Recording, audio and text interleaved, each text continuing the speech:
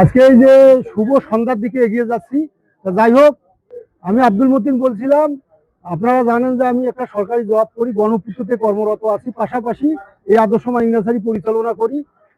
ইয়া ছাড়াও আমাদের যে নীলফামারী জেলার শ্রদ্ধাভাজন মানুষগুলা, যারা বড় মাপের মানুষগুলা, জ্ঞানী মানুষগুলা, যাদের ছাড়া আসলে প্রতিটি জেলা অচল হয়ে থাকে, সেই মানুষগুলা নার্সারিতে ভিজিট করতে আসে, দেখতে আসে, যারা আসলে অরিজিনাল প্রকৃতি প্রেমিক।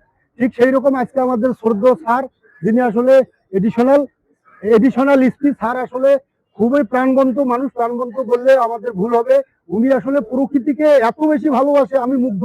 কেননা উনি আমার নার্সারির মোটামুটি 1/3 গাছের নাম উনি নিজেই বলতেছে।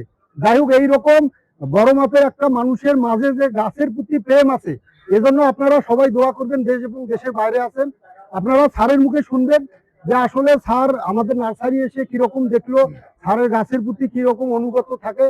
স্যার একটি কথা বলছে যে একটি গাছ একটি প্রাণ, অর্থাৎ একটি গাছ লাগালে পুরো পৃথিবীর মানুষ বাঁচবে। স্যার কিন্তু এই বক্তব্যটা দিচ্ছেন। সুতরাং আপনারা স্যারের মুখে শুনবেন। স্যার একটু বলবেন আপনার পরিচয় সহ। আচ্ছা, ধন্যবাদ। আমি মোহাম্মদ ফারুক আহমেদ, এডিশনাল এসপি, নীলফামারী সদর সার্কেলে আছি। আসলে আমরা একটা সরকারি কাজে একটা গুরুত্বপূর্ণ মামলার প্রিয় ভিজিটে আসছি। সেই সূত্রে এর আগেও একদিন আপনার নার্সারিতে দেখেছি, বাট প্রবেশ করা হয়নি। আজকে আমরা ঢুকলাম, সাথে আমাদের অফিসার ফোর্স সহ আমরা ভিজিট করলাম। আসলে খুব ভালো লাগলো আপনাদের এই নার্সারিতে বিভিন্ন প্রজাতির, বিশেষ করে ফলের ফলের চারার যে এত সমারোহ আছে। প্রত্যেকটি ফলের চারারই দেখা যাচ্ছে যে 8-10 ধরনের করে আছে। তো এগুলো দেখে আমাদের ভালো লাগে, এবং দেশি এবং বিদেশি দুই ধরনেরই চারা আপনার এখানে আছে। তার সাথে কিছু ফুলের চারাও দেখলাম, এবং সৌন্দর্য বর্ধন করবে এরকম কিছু ছোট জাতের গাছের চারাও আমরা দেখলাম।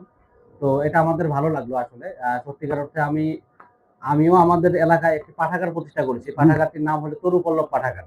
তো তরুপল্লব পাঠাগার এই আপনাদের যে সবুজের আন্দোলনের সাথে যায়, কিভাবে সেটা, যে গাছ যেমন আমাদের ফুল ফল অক্সিজেন খাদ্য দিয়ে মানুষকে বাঁচিয়ে রাখে, উপকৃত করে আমৃত্যু, একইভাবে আমাদের যে এই পাঠাগারটাতে আমি এই শিক্ষাটাই আমি প্রয়োগ করেছি। অর্থাৎ একজন বই পড়া মানুষ একইভাবে একজন গাছের মতো হবে, গাছের মতো আলোকিত মানুষ হয়ে যাবে। গাছ যেমন মানুষকে ফুল ফল দিয়ে উপকৃত করে, অভিভাবকের একই সাথে একজন মানুষ যে বই পড়বে সে এমন আলোকিত মানুষ হবে, জ্ঞানী মানুষ হবে, মূল্যবোধ সম্পন্ন মানুষ হবে, নৈতিকতা সম্পন্ন মানুষ হবে, যার দ্বারা তার পরিবার, সমাজ এবং দেশ উপকৃত হবে।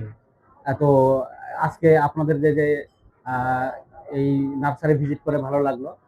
এই নার্সারি থেকে অনেকেই চারা নিয়ে লাগাবে, এবং তারা এই চারাগুলো বড় হবে, আমাদের অক্সিজেন দেবে, ফুল ফল দেবে, আমাদের পরিবেশ ভালো রাখবে, এবং আগামী প্রজন্ম সুস্থ সবল হবে। আমি এই নার্সারির শুভকামনা করি। ধন্যবাদ স্যার আপনাকে। স্যার কিন্তু শুধু এই কথাগুলো বললো তা কিন্তু নয়, উনি কাজেও দেখাইছে যে উনি মোটামুটি অলরেডি 40 প্রকার ফলের চারা উনি বের করছেন ছাদ বাগানের জন্য। যাই হোক, আপনারা স্যারের জন্য দোয়া করবেন, দেশ এবং দেশে বাইরে আছেন, যাতে এই রকম মানুষ প্রতিটা জেলায় একটি করে পায়। কেননা একটি মানুষ কিন্তু হাজার মানুষকে রক্ষা করে। এজন্য নবী করিম সাল্লাল্লাহু আলাইহি সাল্লাম যাকে সৃষ্টি না করলে পৃথিবীর সৃষ্টি হইতো না, সেই মানুষটা বলি গেছেন যে মূর্খ লোক নিয়ে বেহেশত না যায়, শিক্ষিত লোককে নিয়ে দোজক যায়। সুতরাং ওখান থেকে ওনারা আমাদেরকে উদ্ধার করবে। যাই হোক, স্যারের জন্য আপনারা দোয়া করবেন। ধন্যবাদ সবাইকে। স্যারের চারাগুলো এখন দেখাও। এই যে দেখেন, স্যার কিন্তু এখানে মোটামুটি অলরেডি এই যে এটাকে বলে ইন্ডিয়ান চেরি, বারবাডোস চেরি, এর সাথে কিন্তু আরেকটা চেরি দিছি, এটা হচ্ছে ওই যে মেলিনা চেরি। এই যে এটা কিন্তু আসলে লুকলুকিও বলে, অনেক সুন্দর একটা ফল, যেটা আসলে আপনারা খাইলে বুঝবেন। স্যার এই জাতগুলো কিন্তু চেনে। সেখানে আবার এই যে দেখেন একটা ম্যাজিক ফল, এই ফলটার একটা গুণাগুণ যে এটা আসলে যদি এটা খাওয়ার পর আপনারা বিভিন্ন ধরনের টক খান তখন মিষ্টি লাগবে। এটা এই জাতীয় একটা ফল। এখানে দেখতেছি পেয়ারা চারা, স্যার কত সুন্দর পেয়ারা চারা সিলেক্ট করছে। এটা পিঙ্ক পেয়ারা জাত, প্রত্যেকটা গাছে ট্যাগ লাগানো হবে, স্যার মাত্র সিলেক্ট করে দিল। এখানে আবার শরীফা আছে। জেনারেলি শরীফা কিন্তু আমরা মাঠে বা হাট বাজারে ক্রয় করতে পারি না, যে ফল এগুলো আসলে প্রত্যেকটা মানুষকে একটি করে গাছ রোপণ করা দরকার, কেননা 12 মাসে 13 ফল।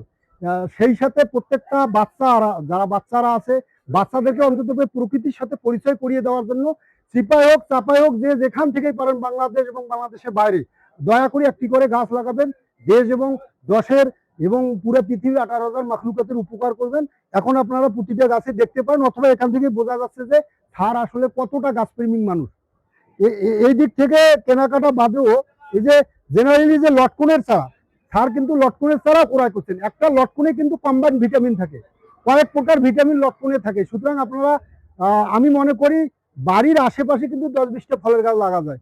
এই মার্কেট থেকে আমরা এই পাশে ফলমূল আছে। কিনলে ওগুলাতে দেখা যায় যে ওই রকম আসলে ওই ফরমালিন যুক্ত ফল মিনিমাম 2 ঘন্টা ভিজায় রাখতে হয় পানিতে, এটা তো আসলে কেউ করে না। সুতরাং আপনারা চিপায় চাপায় হোক যে কোনো ফলের গাছ লাগালে কোনো না কোনো দিন আল্লাহ তাআলা ফল দিবে। যাই হোক, অনেক চারা উনি ক্রয় করছেন, বিদেশি আম, দেশি আম। এখানে দেখেন ওই যে নারকেল ক্রয় করছেন স্যার, অনেক উন্নত মানের নারকেল। আবার পেঁপের চারা উনি ক্রয় করছেন। আবার ফুলের চারা, এই যে কত সুন্দর এটা কাঠলিচু।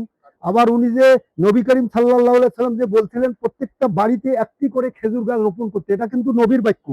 সেই বাক্যটাকেও স্যার আমাদের মনে রাখছেন, মনে রাখি উনি খেজুর গাছ নিছেন।